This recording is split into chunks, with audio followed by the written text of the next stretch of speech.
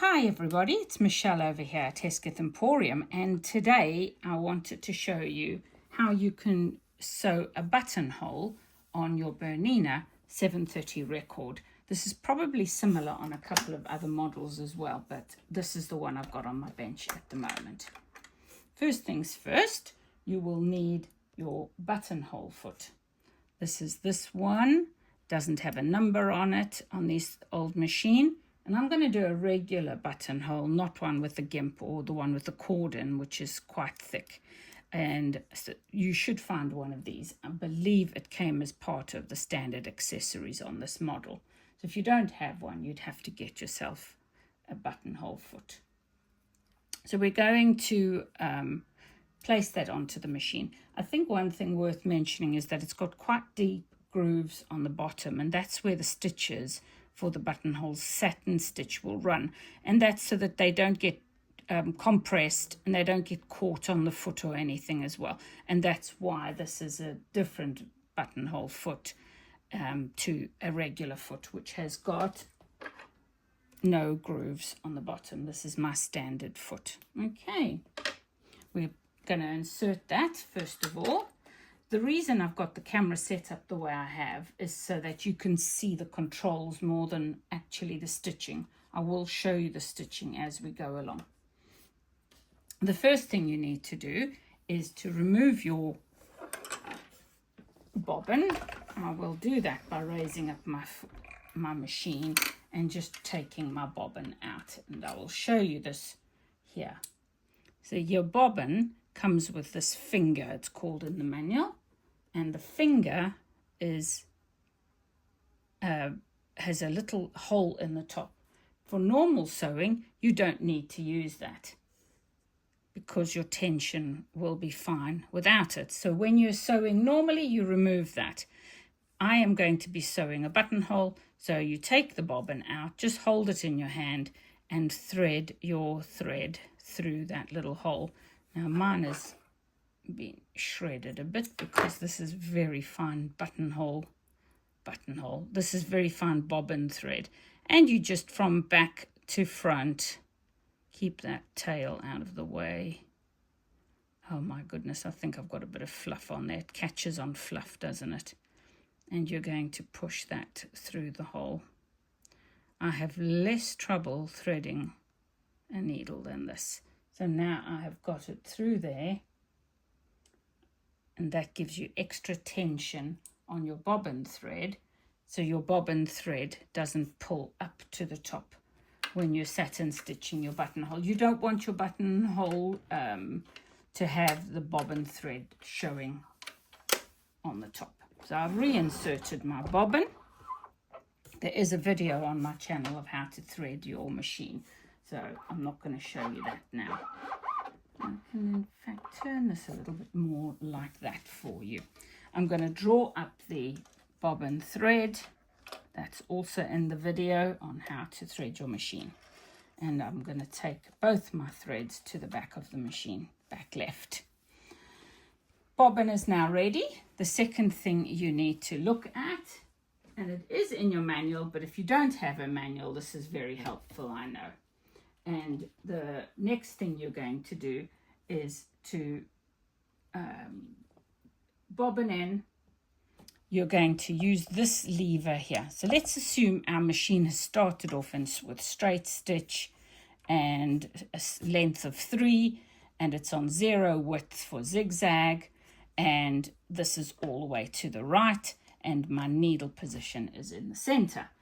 To get yourself set up, you are going to take this lever here, and you're going to put it between these two brass buttons. Okay, you want it between there, and if you push down on this, there is a bar there that actually stops it from going further left or further right. So we're going to put it in between those two and push it as far right as it will go. Now you're going to move your needle position lever, and it's got a white line on it, and you want to line it up with the white line on your zigzag. So now the two lines are running continuously. That's your step number 2. 3 is to engage your buttonhole lever. So that would normally be down, this lever here on the side.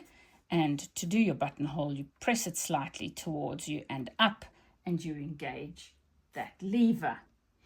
You then take your reverse lever or your stitch length lever and you push that all the way to the top where it will stop. Now this button here is optional. It will increase and decrease the density of your satin stitch. I'm using a fairly thickish fabric, so I've set my density on 3. I had it on 0 or just beyond 1 earlier, and I will just see if you can see that. It had a very wide gap between them. I then retested it on 2 and it's now got a much better. I'm not 100% sure yet on the other direction, but we'll look at that. And this is about how you do it, not refining it for this point in time. We are now ready to test out our buttonhole. First thing you do is before you put your fabric in, you can put your presser foot down, turn your hand wheel always towards you, and what you want to happen is you want your needle to be in the center of the foot. If it isn't in the center of the foot, you need to turn your hand wheel to the next stitch, so the next cycle. The needle must go up and back down. Before it reaches all the way through, you can now see that that needle is in the center line of the foot. That's when you're ready to sew your buttonholes. Put your fabric underneath, lower your presser foot again, and the first thing it's going to do is go backwards. So on these machines, they sew your zigzag backwards first. We're going to do a reasonably long zigzag. Next, we turn this lever and we're going to push it so it goes all the way to the left-hand side. And that's going to do the bar tack for us because that lever has now changed the width of the zigzag to a 4. But we want to hold on to our fabric. We do not want the feed dogs to feed the fabric through while we're doing the bar tack. So we hold on to the fabric and stop it from feeding just while we do a few stitches for a bar tack. When it's back up, make sure each step, in between each step, your needle is in the up position. Next, I return this needle to the right-hand side. And it's now going to sew forwards for me. And that's because this lever has now adjusted downwards. And now I'm not holding on to my fabric. I want it to move to complete the opposite side. Bring your needle up. Now you're going to take the bar under here and you're going to push it to the left-hand stop. So that was the right stop. It's now back on the left-hand stop, which is the 4. You're going to hold on to your fabric again. It's going to do the bottom bar tack now, and you don't want it to move, so you let it do a few bar tacks for you. Make sure your needle is in the up position. Your buttonhole in effect is now completed. However, you want to end off the buttonhole by anchoring in that. And what you can do now is lift this up, take it beyond the brass stoppers, and now you can raise your stitch length up to beyond 0, which is the reverse, and it will do a few tacks for you in the same place. Depending on how heavily you hold the fabric, it'll just do a few stitches in the same place. And now you can raise your foot, your presser foot, raise the needle out of the fabric, and it has completed your buttonhole. So there we have a completed buttonhole. That was the first row. There was the bar tack. That was the second row, and that was this bar tack. And just there you can see the reverse anchoring stitches over there. We're going to try another one again just to reinforce it. Attempt number 2.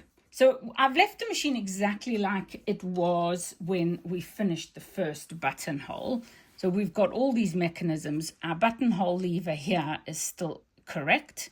We want to bring this one back to between the two brass buttons and push it all the way to the right. We want to push this lever all the way up to the top. Sorry, I forgot this one. That one should have been done first. And then get that in line there. Make sure that is up. That is to the right-hand side. I'm not going to adjust that. Actually, I'm going to adjust it a bit more just to show you and let us see if it makes a big difference. We now turn the hand wheel. I can put the presser foot down. We turn the hand wheel and I can see that the needle is going through to the left-hand side. So I'm going to keep winding my hand wheel until it comes to the center position. I can then start my next buttonhole. Place your fabric underneath the presser foot, lower the presser foot. I'm going to give myself a bit more space and we can start. It's going to start doing the zigzag down the left-hand side, and you know that because it's on a 1 width for zigzag. So that is going to do it on the left-hand side now, going backwards. So there we go, backwards. I'm going to stop at the length I've indicated if I've marked it, which I haven't on this case. We now take this lever and we push it all the way to the right for the bar tack. That's moved the width to 4, but we don't want to adjust the length of the stitch. So what we do instead is we hold on to the fabric while we bar tack so it doesn't move. Make sure your needle is up in the out position above the fabric. We can now bring that back to the right and it's going to go down and do the right hand side for us. Stop when it's the same length as the left. Raise your needle out of the fabric. Once again, bar tack, move this to the left. Hold your fabric so we don't move, the feed dogs don't pull the fabric through. Do your bar tack. And then finally, we're going to fasten off by taking this lever all the way out to the 0. So we're not doing zigzag, it's going to do a straight stitch. But we don't want it to move, so we're going to reverse and hold the fabric as much as you want really. So it could either make a few stitches in the same place or it could do a very short little row of very short stitches. And take the needle out of the fabric, snip your threads, and then we will snip our threads. We do the top threads first, and the reason for that is when you do the bottom threads, when you snip the bottom threads, you give them a gentle tug, and that pulls the top thread through to the back. And that's buttonhole number 2 completed. There you go. It's actually a really lovely buttonhole, and so I think this would be a really good way. I love to learn to do buttonholes manually because then it's easier, I feel, to get them perfect every time the way you want them if you put a mark at the beginning and the end. I hope that has been helpful for you and you will be brave and use your buttonhole on these lovely little machines. I suppose you could call that a semi-automatic buttonhole because you're doing the moving, but the machine is actually set up to do that. So, reiteration, we started off on a straight stitch like so. Oh gosh, okay, like so. Needle position in the center and this button down here. We then come over to here, bring that to between the two knobs and all the way to the right and dial that so it's straight. This then comes up and to the top. This goes all the way to the top because we want to reverse. And those are the settings to begin your buttonhole. If you have the manual, you'll find this in the Bernina manual 7 for the 730 on page 24 and page 25.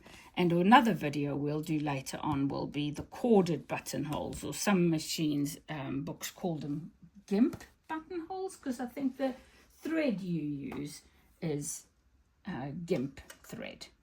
And that, my friends, I hope has helped you learn how to do a buttonhole on a Bernina 730 record. So thank you very much, Betty Jane, for your, it's Betty Jean, for your hard work today. Have a wonderful day, everybody. Bye-bye.